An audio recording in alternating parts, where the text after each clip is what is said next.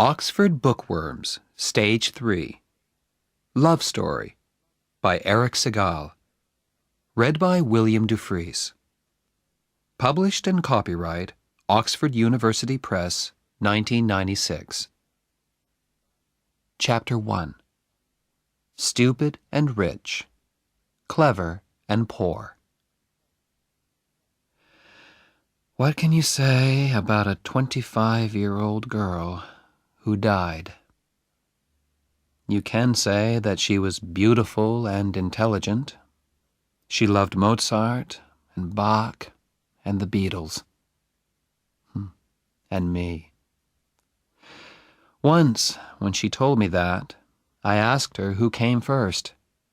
She answered, smiling, "Like in the ABC." I smiled too.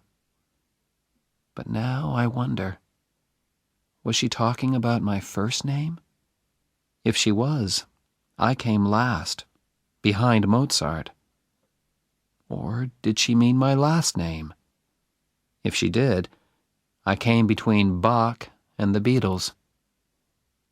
But I still didn't come first. That worries me terribly now. You see, I always had to be number one. Family pride, you see. In the autumn of my last year at Harvard University, I studied a lot in the Radcliffe Library. The library was quiet. Nobody knew me there, and they had the books that I needed for my studies. The day before an examination, I went over to the library desk to ask for a book. 2 girls were working there. One was tall and sporty. The other was quiet and wore glasses. I chose her and asked for my book. She gave me an unfriendly look. "Don't you have a library at Harvard?" she asked. "Radcliffe let us use their library," I answered. "Yes, Preppy, they do. But is it fair? Harvard has 5 million books. We have a few thousand." Oh dear, I thought. A clever Radcliffe girl. I can usually make girls like her feel very small. But I needed that damn book, so I had to be polite. "Listen, I need that damn book." "Don't speak like that to a lady, Preppy." "Why are you so sure that I went to prep school?" She took off her glasses. "You look stupid and rich," she said. "You're wrong," I said. "I'm actually clever and poor." "Oh, no, Preppy," she said. "I'm clever and poor." She was looking straight at me. All right. She had pretty brown eyes. And, okay, perhaps I looked rich. But I don't let anyone call me stupid. "What makes you so clever?" I asked. "I'm not going to go for coffee with you," she said. "Listen, I'm not going to ask you." "That," she said, "is what makes you stupid." Let me explain why I took her for coffee. I got the book that I wanted, didn't I? And she couldn't leave the library until closing time. So I was able to study the book for a good long time. I got an A in my exam the next day. I gave the girl's legs an A, too, when she came out from behind the library desk. We went to a coffee shop, and I ordered coffee for both of us. "I'm Jennifer Cavilleri," she said. "I'm American, but my family came from Italy. I'm studying music." "My name is Oliver," I said. "Is that your first or your last name?" she asked. "First. My other name is Barrett." "Oh," she said. "Like Elizabeth Barrett, the writer?" "Yes," I said. "No relation." I was pleased that she hadn't said, Barrett, like Barrett Hall? That Barrett is a relation of mine. Barrett Hall is a large, unlovely building at Harvard University.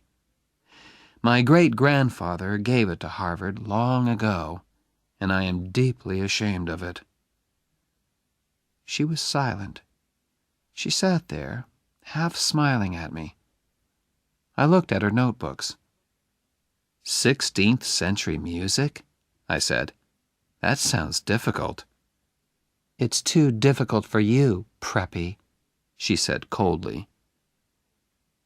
Why was I letting her talk to me like this? Didn't she read the university magazine?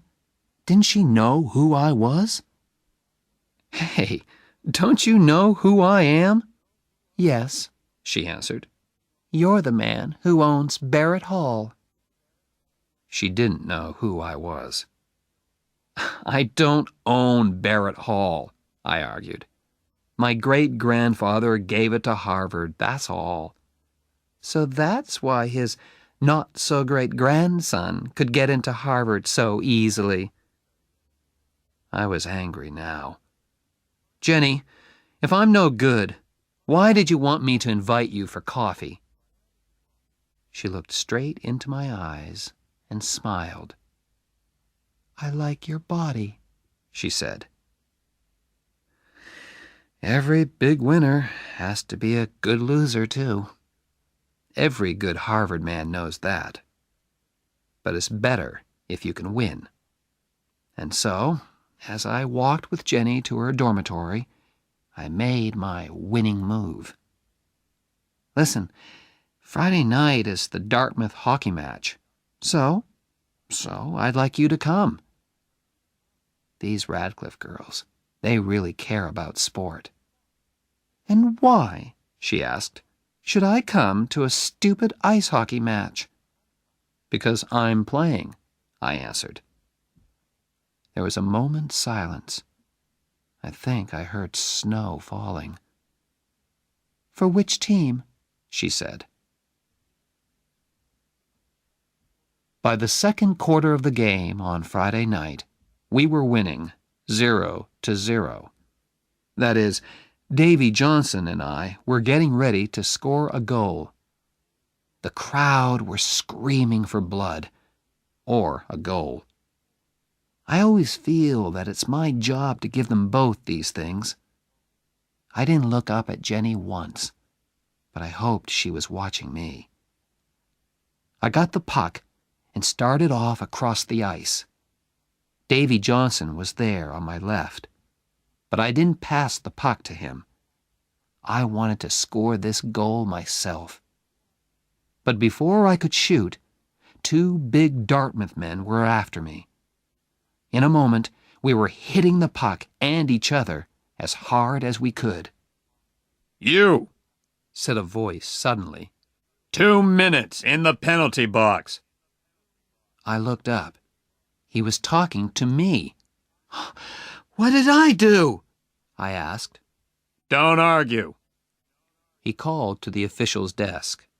Number 7, 2 minutes in the penalty box for fighting. Angrily, I climbed into the penalty box. Why are you sitting here when all your friends are playing? The voice was Jenny's. I didn't answer.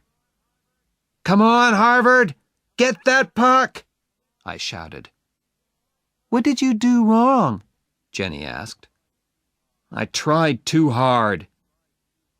Out there on the ice, Harvard were playing with only 5 men. Is that something to be ashamed of?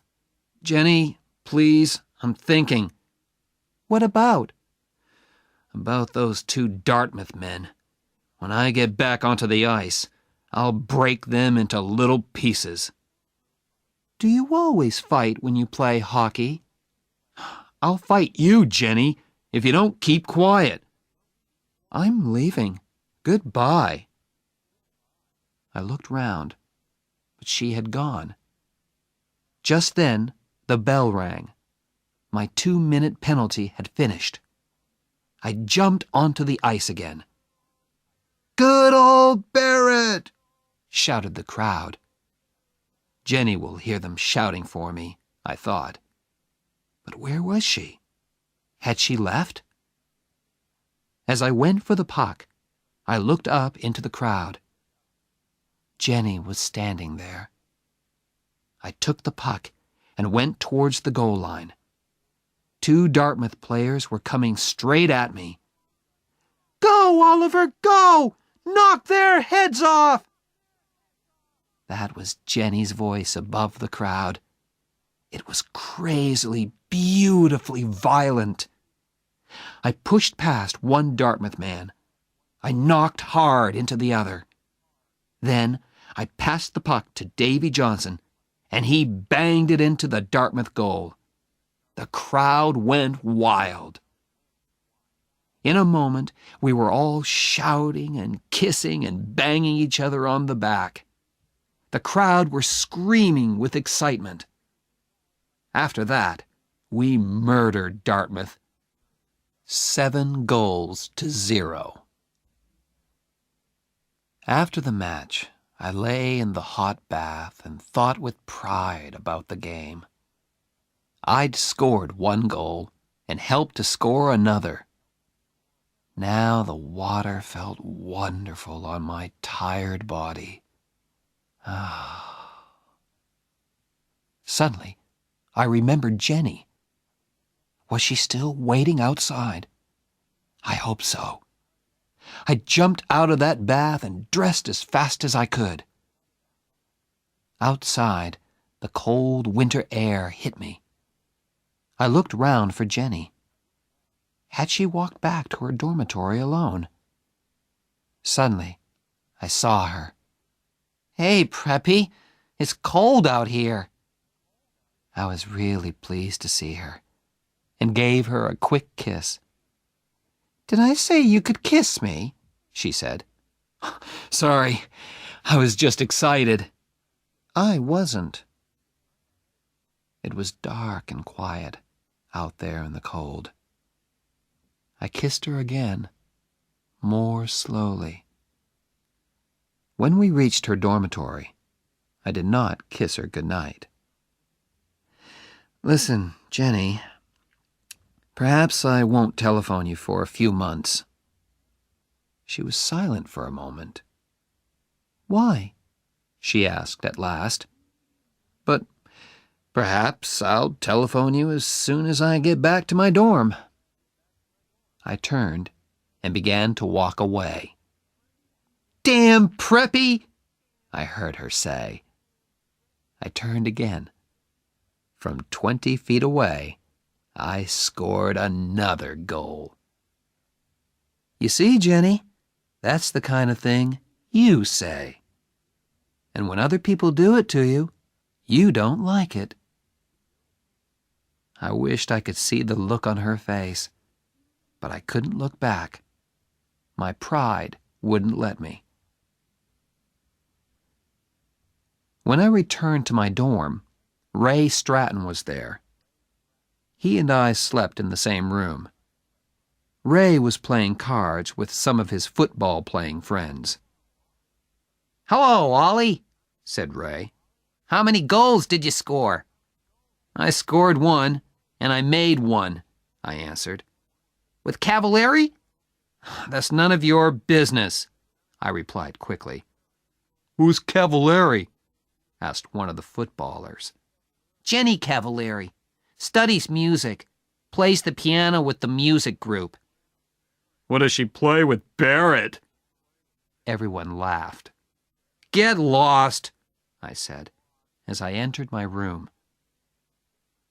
There I took off my shoes, lay back on my bed, and telephoned Jenny's dormitory.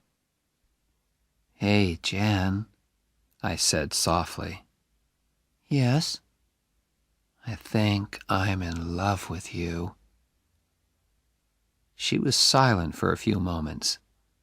Then she answered very softly, "Oliver, you're crazy." I wasn't unhappy or surprised.